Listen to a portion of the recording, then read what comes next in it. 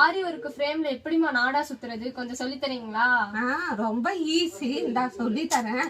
இந்த ஃப்ரேம் நட்டு இருக்கிற ஃப்ரேம் அவுத்து கீழே வச்சிடணும். இப்போ இந்த ஃப்ரேமை மட்டும் எடுத்துக்கணும். எடுத்துட்டு இப்படி வச்சுட்டு இந்த 3 மீட்டர் நாடா கட் பண்ணி வச்சிருக்கேன். இந்த நாடாயும் எடுத்துக்கணும். இதுக்கு தேவையான கம் இருக்கு. கம் எடுத்துக்கிறேன். இப்போ நான் சொல்லுவேன். இதை பிடிச்சிக்கோ நிக்கி. இந்த பாரு, இப்போ இந்த கம்மா இப்படியே அப்ளை பண்ணிக்க. பத்தியா?